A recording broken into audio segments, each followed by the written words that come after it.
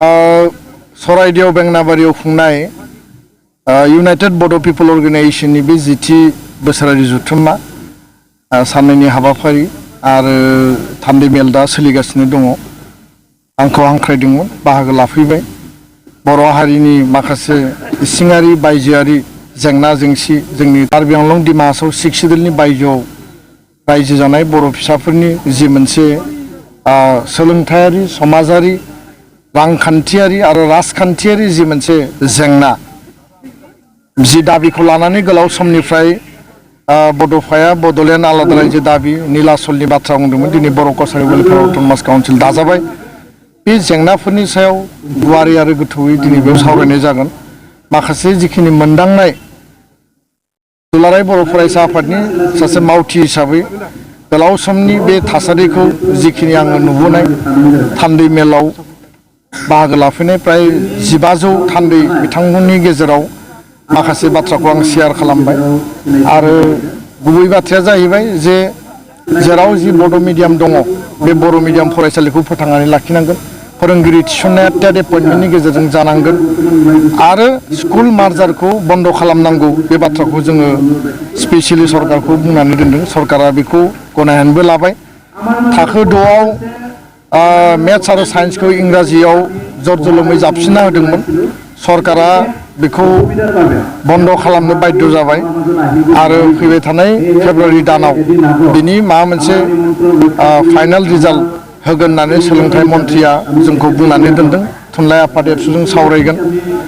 दिनैनि थान्दै मेलनि गेजेरजों बर' कसारि वेलफेयार अट'नमास काउन्सिलनि जि मोनसे राजखान्थियारि जि बेबस्था बेखौ आइननि बा माने जि मोनसे बेबस्था आरो जि मोनसे स्टेटास होनांगौ बेनि थाखाय गामि नटिफिकेसन समस्ति दाफुंनाय आरो बिसायख'थि खुंनाय आरो बे काउन्सिलाव थोजासे रां ग्रामीण एड हिसाबै आरो उननि समाव बाजेट हिसाबै आसाम सरकारा दैथायनांगौनि थाखाय स्पेसियेलि आसाम सरकारखौ खावलायनाय जादों, दाबि दैखांनाय जादों।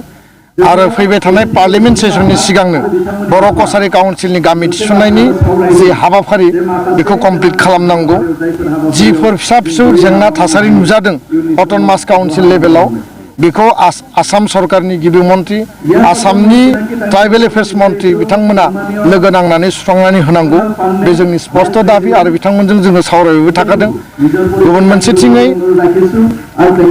इउडिपिअ आरो एबसुनि जि मोनसे माहारि निर्माणनि माहारि दानायनि थाखाय जि हाबा मावनाय जातीय कज आरो जातिनि जिखिनि आनरिजल्भ इसुफोर दङ आरो माहारिखौ गेरेमसा हारि हिसाबै बड'फानि आदर्शजों दालांनायनि जि मोन्थोर बे बेलायाव कमन एजेन्डा आरो कमन इस्युखौ लानानै दुलाराय बर' फरायसा आफाद आरो इउनाइटेड बड' पिपल अर्गेनाइजेसना जयेन्टलि जोङो हाबा मावगोन, इन्टेलेक्सुयेल मिट खुंगोन आरो राजखान्थियारि मोनथाय बिटिआर एकर्ड इमप्लिमेन्टेसननि बर' कसारि काउन्सिलनि गासै जिखिनि जोङो मोनसे मर्यादापूर्ण सलुसननि थाखाय जोङो गणतान्त्रिक भाबै जोङो जिकुनु पर्यायाव हाबा मावलांगोन। बे खोथाखौ आङो क्लियारै दिनै फोरमायबाय। गोजोन्थों। दफानि 6.3 दफा बायदियै 10टा कलेज प्रभिन्सियेलाइज खालामनाय जाबाय। जोंनि दाबिया LP ME high school higher secondary not only BTR Assam नाङैनो बर' मिडियामनि खालामनांगौ आरो बेखायनो आसामनि गिबि मन्थ्रि बिथांनो दुलाराय बर' फरायसा आफादनिफ्राय लाइजाम लिरनानै हरनाय जादों जे बे बाजेटआव बिथाङा कमिटमेन्ट होनाय बायदि माइनट्सआव लिरनाय बायदि LP ME high school higher secondary provincialise खालामनायनि थाखाय आसामाव थानाय भेन्सार स्कुल बर' मिडियामखौ फोथांनायनि सार्थ बाजेटआव माबा मोनसे नङा माबा मोनसे सिद्धान्त लानांगौ बेनि थाखाय लाइजाम लिरनाय जाबाय। गोजोन्थों।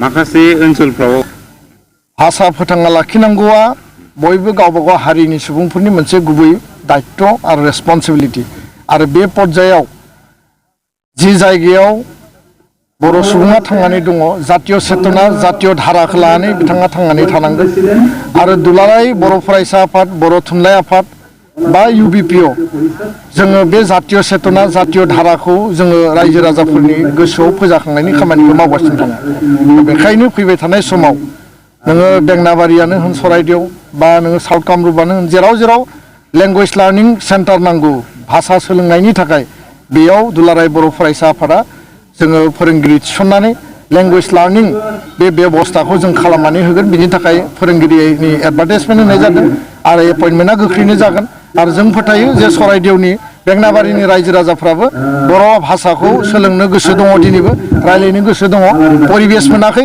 बा रायलायदेरग्रा मानसि गैया दा बेखायनो फैबाय थानाय समाव 90थि फारियाव हाबनाय बर' राव आरो आसामनि लोगो सरकारि राव बर' रावा मोनसे मुलुगनिनो मर्यादा मोननाय भारतनि मर्यादा मोननाय मोनसे मर्यादा